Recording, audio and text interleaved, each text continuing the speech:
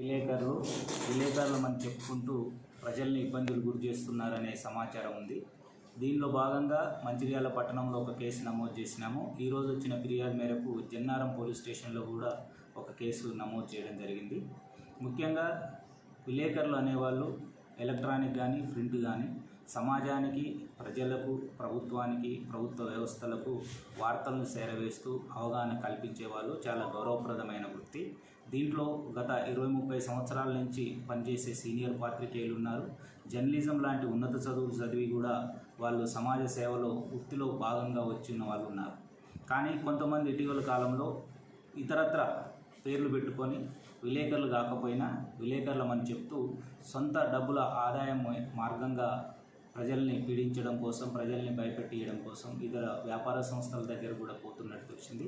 అట్లాంటి వారిపైన కఠినమైన చర్య తీసుకుంటాం. ఎక్స్ట్రాక్షన్ కేసులు కూడా నమోదు చేసి అరెస్ట్ చేయడం జరుగుతుంది. ఇంకా వెహికల్స్పై కూడా ప్రెస్ అని రాసుకుంటున్నారు.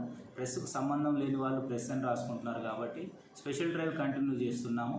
ఎవరైతే నిజమైన విలేకరులు ఉంటారో వాళ్లకు వెసులుబాటు కల్పిస్తాము.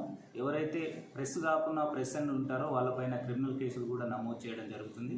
కాబట్టి ఎవరైనా విలేకరు కాని వ్యక్తి ప్రెస్ అని పెట్టుకొని తిరిగినట్లయితే ఖచ్చితంగా వాళ్ళపైన క్రిమినల్ చర్యలు ఉంటాయి. కాబట్టి ఇప్పటికైనా అలాంటి ఉద్దేశాన్ని, అలాంటి పనులను మానుకొని చక్కగా ఉండాలని కోరుతున్నాము. ఈ రోజు నుంచి స్పెషల్ డ్రైవ్ స్టార్ట్ అవుతుంది. దాని ప్రకారము క్రిమినల్ చర్యలు తీసుకోవడం జరుగుతుంది.